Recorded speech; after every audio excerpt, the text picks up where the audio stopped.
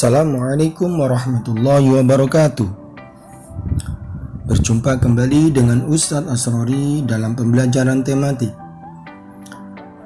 Baik, sebelum kita mulai, seperti biasa, marilah kita berdoa terlebih dahulu. Semoga pembelajaran hari ini dapat kita fahami dan dapat kita ambil pelajaran dari apa yang dijelaskan nanti. Al-Fatihah.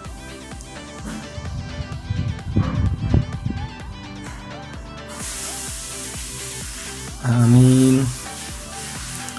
Anak-anakku, hari ini kita akan memulai pembelajaran tematiknya, yaitu kita akan belajar pada pembelajaran 2 dan 3, tema 4, subtema 2. Anak-anakku, pelajaran yang lalu kalian telah mempelajari tentang kegiatan ekonomi, bagaimana para nelayan mencari ikan sampai menjadi hidangan di meja. Nah, sekarang kita akan belajar bersama-sama tentang pekerjaan apa yang paling baik. Tentu semua pekerjaan baik, asalkan dilakukan dengan benar dan halal. Nah, sekarang bagaimana sikap kita terhadap pekerjaan-pekerjaan yang berbeda-beda? Mari kita baca bersama-sama teks halaman 59. Kemudian kita lanjutkan halaman 60. Silakan.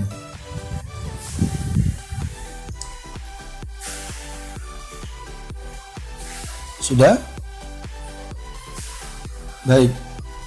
Sekarang mari kita amati gambar pada halaman 60. Ya, sila kedua berbunyi kemanusiaan yang adil dan beradab. Kalian lihat gambar itu. Gambar apa, anak-anak? Ya, rantai. Kok warnanya kuning? Berarti rantai apa? Rantai emas. Nah, di situ ada keterangan. Mata rantai berbentuk segi empat melambangkan laki-laki. Mata rantai berbentuk lingkaran melambangkan perempuan. Mata rantai yang saling berkaitan melambangkan hubungan manusia dengan yang lainnya yang perlu bersatu dan saling membantu sehingga menjadi kuat seperti rantai. Itu adalah gambaran tentang sila kedua. Nah, sekarang berbentuk apakah simbol sila kedua Pancasila? Ya, rantai emas. Sedang apa makna simbol sila kedua dari Pancasila? Nah, itu ada jawabannya pada warna kuning. Sila kemanusiaan yang bermakna 1. Setiap manusia setara dan sejajar. Jadi, tidak ada yang tinggi dan yang rendah, hanya keimanan kita yang membedakan. 2. Beradab dalam rasa, pikiran, dan tindakan. Kita sebagai manusia punya rasa yang beda dengan hewan. Kita punya rasa kasihan, punya rasa senang, punya rasa iba. Kita bisa berpikir, bertindak. Nah, itu maksudnya. Yang ketiga, anti penjajahan. Nah, kita sudah lama dijajah, anak-anak. Maka dari itu sila kedua ini melambangkan anti penjajahan. Yang keempat, mengutamakan kebenaran dan keadilan. Kita dituntut harus bersikap menjunjung tinggi kebenaran dan keadilan. Baik, kita lanjutkan kembali, anak-anak. Jelaskan hubungan antara simbol dengan makna sila kedua Pancasila. Nah, seperti yang tadi dijelaskan, itu rantai berbentuk segi empat, rantai berbentuk lingkaran. Nah, itu kalian tulis kembali ya. Itu adalah hubungan antara simbol dan makna. Apakah sikap Pak Made dan Pak Tani mencerminkan sila kedua Pancasila? Gimana, anak-anak? Ya, sikap Pak Made mencerminkan sila kedua Pancasila. Mengapa? Karena antara Pak Made dan Pak Tony, meskipun pekerjaan mereka berbeda, Pak Tony dan Pak Made tidak pernah merasa bahwa pekerjaan mereka yang lebih baik. Karena setiap pekerjaan sama. Yang penting memberikan manfaat kepada orang lain. Nah, tuliskan contoh-contoh sikap yang menunjukkan sila kedua Pancasila dalam kehidupan sehari-hari. Banyak sekali anak-anak.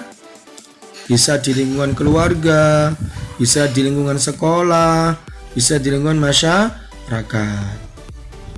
Coba kalau di lingkungan sekolah, kalian tulis apa? Menjunjung tinggi kesopanan dalam pergaulan di sekolah. Yang kedua, melaksanakan program sekolah yang berkaitan dengan kemanusiaan. Yang ketiga, membantu teman yang sedang mengalami musibah.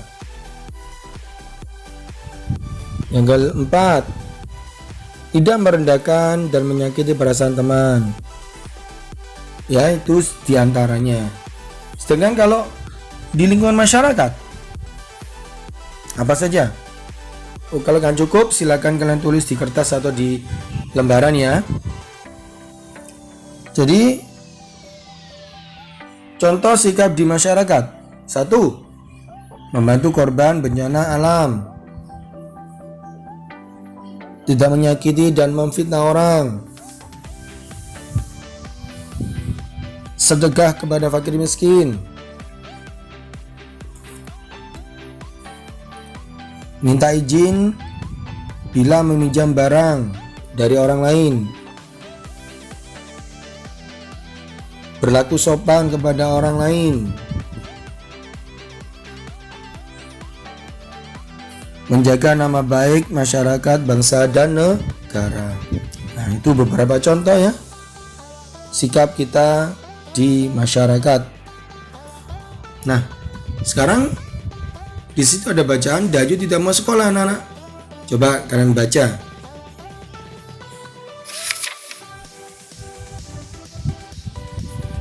Sudah? Nah, sekarang dari bacaan tadi coba kita isi. Apa yang dilakukan Dadu terhadap Dayu? Benar, yaitu Dadu mengejek dan mentertawakan logat Bali Dayu. Boleh anak-anak? Tidak boleh ya. Bagaimana perasaan Dayu terhadap sikap Dadu? Tentu Dayu merasa sedih karena diejek dan ditertawakan Dadu. Setujukah kamu dengan apa yang dilakukan Dadu? Tentu saya tidak setuju. Karena kita tidak boleh mengejek dan menertawakan teman lain.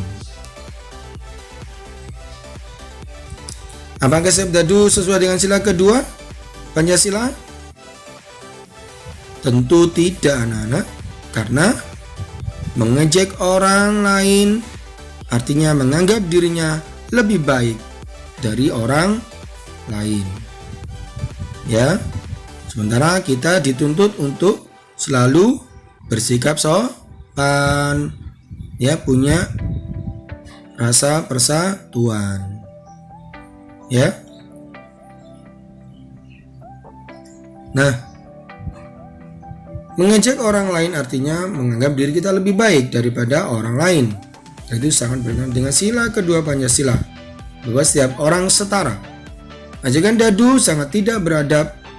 Tindakan Dadu menyakiti perasaan Dayu.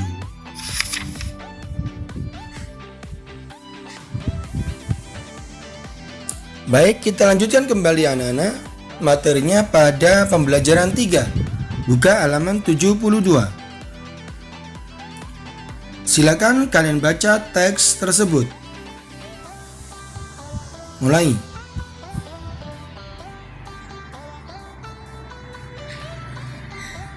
Sudah?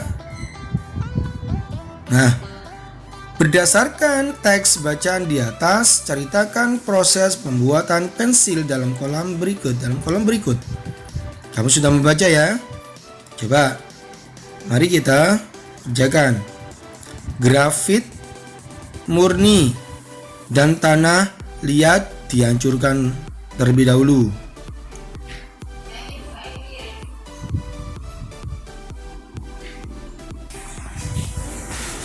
Berikutnya, bubuk grafit murni dan tanah liat dibakar selama 3 hari.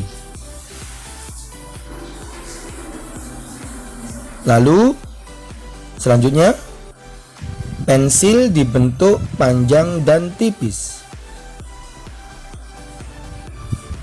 Berikutnya, pensil ditutup dengan kertas dan kayu.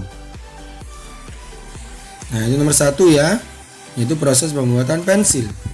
Sekarang nomor 2, sumber daya alam apa saja yang digunakan untuk pembuatan pensil, anak-anak? Betul, ada kayu, ada grafit dan tanah liat. Kayu sebagai pelapis pensil, grafit dan tanahnya sebagai isi pensil. Nomor 3, apa yang terjadi bila penggunaan pensil dan barang-barang lain yang terbuat dari kayu tidak dibatasi? Maka ketersediaan kayu akan berkurang. Selain itu, penebangan kayu tanpa usaha penanaman kembali akan menyebabkan berkurangnya persediaan kayu dan hutan menjadi gundul. Nomor 4, apa saranmu agar dapat menggunakan pensil secara hemat? Apa anak-anak? Ya, untuk menghemat pensil dapat dilakukan dengan cara meraut menggunakan rautan pensil. Selain rajin menggunakan rautan, juga mengurangi risiko patah pada saat meraut pensil. Ujung pensil jangan terlalu runcing, karena ujung pensil yang terlalu runcing akan mudah patah pada saat digunakan. Nah, silakan kalian baca kembali teks di bawahnya.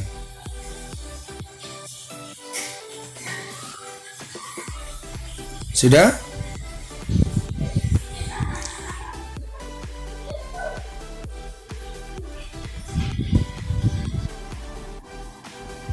Perhatikan kolom-kolom berikut. Nomor 1, pekerjaan apa anak-anak itu? Betul, yaitu tukang kayu. Nah, sekarang barang yang dihasilkan, ya bisa berupa meja, kursi, dan perabot rumah tangga. Bahan asalnya apa? Bahan asal benda? Betul, dari kayu. Jenis sumber daya alam yang digunakan apa? Iya, yaitu kayu dari hutan. Sekarang nomor 2, apa yang dihasilkan anak-anak? Dari apa itu pekerjaan? Yaitu pemerah susu ya. Apa itu anak-anak yang dihasilkan? Iya, susu sapi. Bahan asal benda dari mana susu itu? Susu sapi dari mana? Dari hewan. Jenis sumber daya alam? Iya, sumber daya alam yang dapat diperbarui. Seperti yang atas tadi juga anak-anak, yang kayu itu jenis sumber daya alamnya adalah yang dapat diperbaharui. Ya, itu jenisnya ya. Jadi ada 2 ya, kemarin kita pelajari. Ada jenis sumber daya alam yang dapat diperbarui dan sumber daya alam yang tidak dapat diperbarui. Berikutnya anak-anak, apa anak-anak pekerjaan itu? Yang nomor 3, ya, penambang batu bara. Bahan asal benda anak-anak. Iya, yaitu tumbuhannya sudah tertimbun tanah ribuan tahun. Nah, jenis sumber daya alamnya? Iya, jadi sumber daya alam yang tidak dapat diperbaharui. Makanya kita harus menghematnya. Selanjutnya nomor 4. Pekerjaan apa anak-anak itu?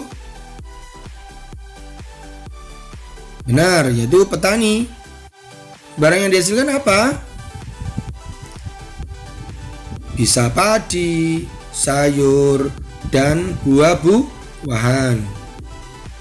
Bahan asalnya dari tumbuhan. Jenis sumber daya alam? Benar, dapat diperbaharui. Selanjutnya nomor 5. Apa nama pekerjaan dari gambar itu? Ya, nelayan. Barang yang dihasilkan? Ikan, betul. Bahan asal dari hewan, yaitu ikan tadi ya. Nah, jenis sumber daya alamnya? Iya, yang dapat diperbaharui. Ya. Nah, amati tabel kamu ya. Sekarang, jenis sumber daya alam apa saja yang dimanfaatkan olehmu? Coba kalian lihat. Bisa hewan dan tumbuhan. Nomor 2. Bagaimana kamu menghemat barang-barangmu agar sumber daya alam dapat terjaga keberadaannya? Bagus, kita harus menggunakan barang-barang yang kita miliki dengan bijak atau dengan baik. Tidak boleh boros dan sesuai dengan kebutuhan. Itu yang harus kita lakukan anak-anak. Kita tidak boleh menggunakan secara sembarangan. Ya.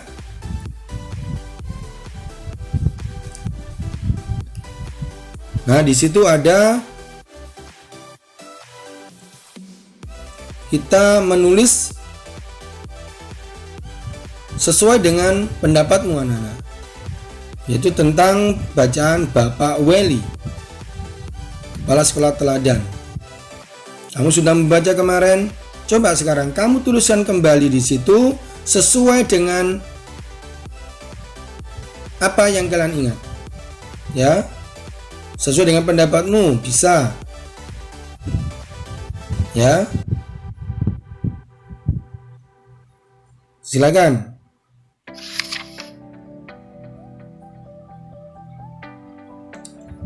Nah, anak-anak, pembelajaran 2 dan 3 telah berakhir. Apa yang kita dapat anak dalam pembelajaran hari ini? Ya, kita harus menerapkan sila kedua Pancasila. Ya, kita harus menerapkan nilai-nilai yang terkandung dalam sila kedua, yaitu saling tolong menolong. Ya, kita tidak boleh mengejek teman. Kita harus bersatu dengan setiap orang yang kita kenal, baik di rumah, di sekolah, maupun dimanapun kalian berada, baik yang kita kenal maupun tidak kenal ya. Kemudian kita juga harus bisa memanfaatkan sumber daya alam kita dengan baik agar dapat menghasilkan barang yang kita butuhkan dan ketersediaannya tetap terjaga. Baik anak-anak, sampai di sini dulu pembelajaran kita hari ini. Tetap semangat belajar, jaga kesehatan. Saya akhiri, wassalamualaikum warahmatullahi wabarakatuh.